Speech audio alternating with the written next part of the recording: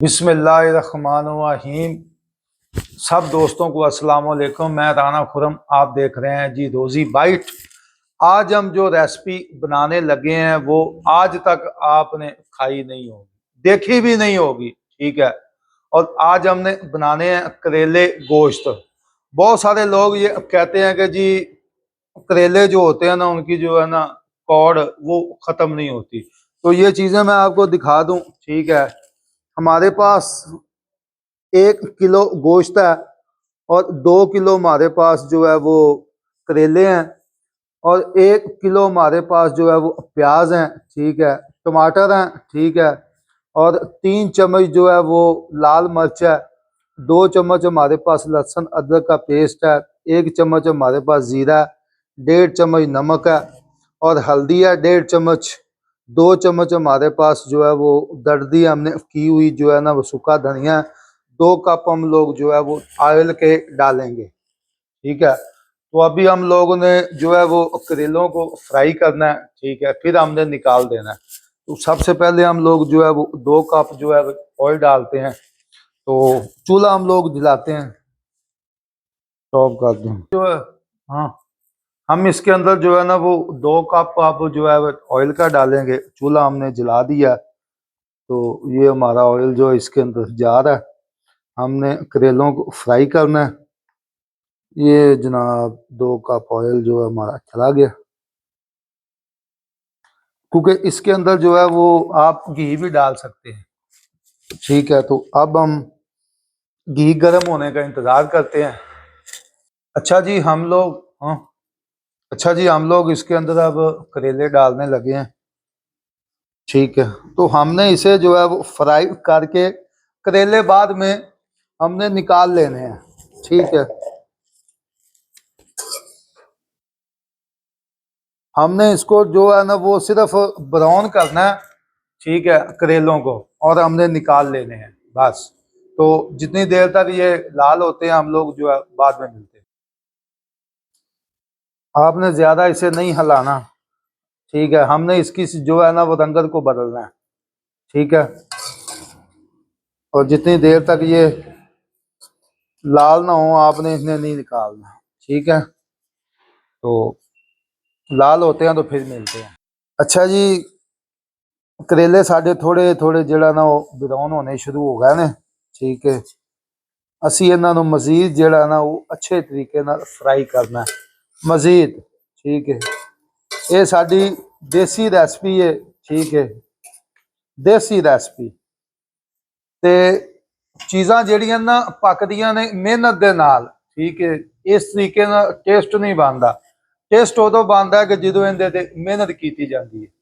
ਤੇ ਜਿੰਨੀ ਦੇਰ ਤੱਕ ਇਹ ਲਾਲ ਨਹੀਂ ਹੋਣਗੇ ਉਨੀ ਦੇਰ ਤੱਕ ਆਪਾਂ ਇਹਨੂੰ ਨਹੀਂ ਲਾਵਾਂਗੇ। ਲਾਲ ਹੁੰਦੇ ਨੇ ਤੇ ਮਿਲਨੇ ਆ। ਅੱਛਾ ਜੀ ਕਰੇਲੇ ਸਾਡੇ ਜਿਹੜੇ ਫਰਾਈ ਹੋ ਚੁੱਕੇ ਨੇ ਤੇ ਹੁਣ ਅਸੀਂ ਇਹਨਾਂ ਨੂੰ ਕੱਢਨੇ ਆ ਬੋਲ ਦੇ ਵਿੱਚ, ਠੀਕ ਹੈ। ਕੱਢ ਕੇ ਤੇ ਇਹਨਾਂ ਨੂੰ ਜਿਹੜਾ ਨਾ ਜ਼ਿਆਦਾ ਨਹੀਂ ਸਾੜਨਾ, ਠੀਕ ਹੈ। ਇਹ ਸਾਡੇ ਕਰੇਲੇ ਜਿਹੜੇ ਨੇ ਉਹ ਇਹਨਾਂ ਨੂੰ ਅਸੀਂ ਅੱਛੇ ਤਰੀਕੇ ਨਾਲ ਕੱਢ ਕੇ ਤੇ ਫਿਰ ਤੁਹਾਨੂੰ ਅਸੀਂ ਮਿਲਦੇ ਹਾਂ।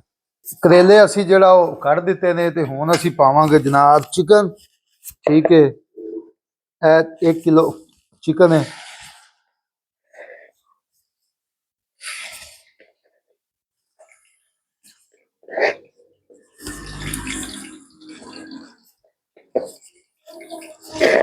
ਇਹਨੂੰ ਵੀ ਅਸੀਂ ਹੁਣ ਅੱਛੇ ਤਰੀਕੇ ਨਾਲ ਜਿਹੜਾ ਨਾ ਉਹ ਫਰਾਈ ਕਰਨਾ, ਠੀਕ ਹੈ ਜੀ, ਬਿਹਤਰੀਨ ਤਰੀਕੇ ਨਾਲ, ਠੀਕ ਹੈ। ਇਨਸ਼ਾਅੱਲਾ ਤਾਲਾ ਤੁਹਾਨੂੰ ਜਿਹੜਾ ਨਾ ਤੁਸੀਂ ਘਰ ਦੇ ਵਿੱਚ ਬਣਾਓਗੇ ਤੇ ਤੁਹਾਨੂੰ ਮਜ਼ਾ ਆਏਗਾ ਇਹੋ ਜੀ ਰੈਸਪੀ ਦਾ। ਇਹ ਜੀ ਸਾਡਾ ਗੋਸ਼ਤ ਜਿਹੜਾ ਉਹ ਫਰਾਈ ਹੋ ਰਿਹਾ, ਠੀਕ ਹੈ।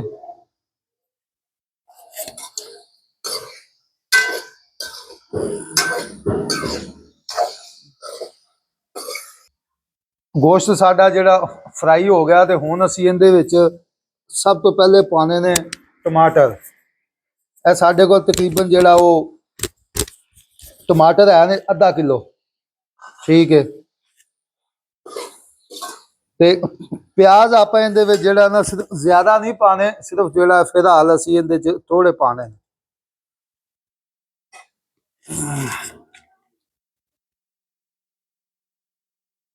ਇਹ ਆ ਗਿਆ ਜੀ ਸਾਡੇ ਇਹਦੇ ਵਿੱਚ ਪਿਆਜ਼। ਪਾਣੀ ਨਹੀਂ ਪਾਣਾ, ਇਹ ਤੁਸੀਂ ਜ਼ਿਹਨ ਚ ਰੱਖਣਾ। ਉਸ ਤੋਂ ਬਾਅਦ ਅਸੀਂ ਜਨਾਬ ਇਹਦੇ ਚ ਪਾਣਾ ਟਮਾਟਰ, ਲਸਣ ਅਦਰਕ ਦਾ ਪੇਸਟ 3 ਚਮਚ, ਤੇ ਇਹਨਾਂ ਨੂੰ ਹੁਣ ਅੱਛੇ ਤਰੀਕੇ ਨਾਲ ਜਿਹੜਾ ਉਹ ਭੁੰਨਣਾ ਹੈ।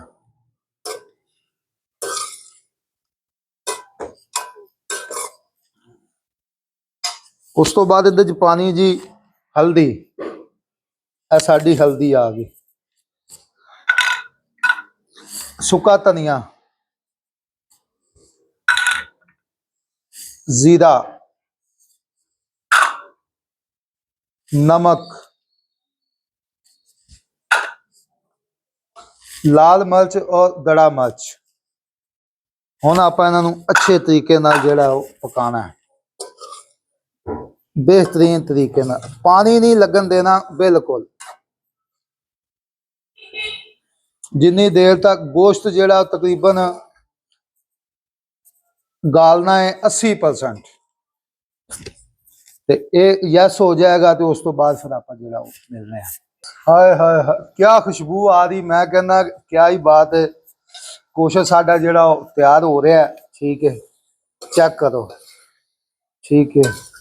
तो जिहड़ी खुशबू आ रही है ना, हाय हाय कमाल दी खुशबू आ रही, कमाल दी, ठीक है। लेकिन असी इहदे जिहड़ा पानी खुश्क करना बिल्कुल जिहड़ा ना वो 0/0 पानी नूं लैके आना है। चेक करो, ठीक है। जिन्नी देर तक ये सैट हो रहा है, मिलने 12।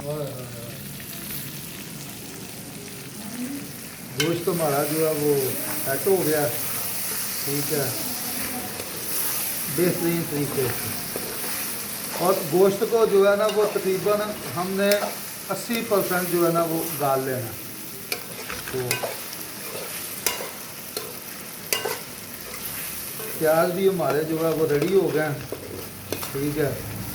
मसाला हमारा जो है वो बहुत हद तक जो है वो सेट हो चुका है।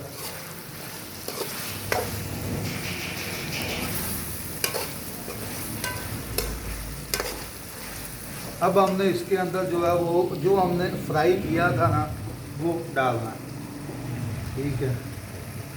ये हमने इसके अंदर जो है वो करेले डाल दिए, ठीक है। अब हमने फिर इसे 2-3 मिनट के लिए भूनना है, ठीक है। अभी हमने इसे दम पे लगाना है 20 मिनट के लिए, ठीक है, बिल्कुल धीमी आंच पे। बिल्कुल हमने जो है वो धीमी आंच पे इसे लगाना है।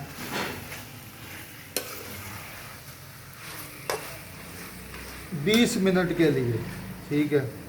अब हमने इसके अंदर ये हमारे पास 6 से 7 अदद हरी मिर्चा थी और 1 किलो प्याज थे, ये भी हमने इसके अंदर जो है वो ऐड कर देना। और आपने पानी का ख़ास ध्यान रखना है कि आपकी जो हर चीज़ है जो है वो खुश्क होनी चाहिए, बिल्कुल।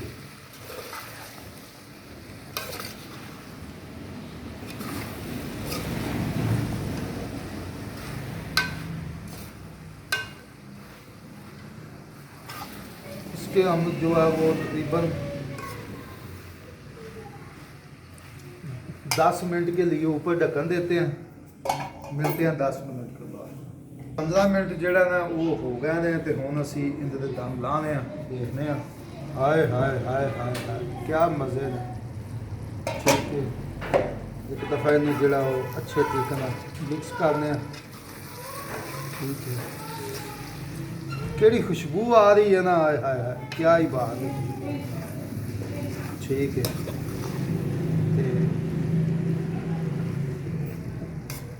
की रेसिपी बनी है, ठीक है।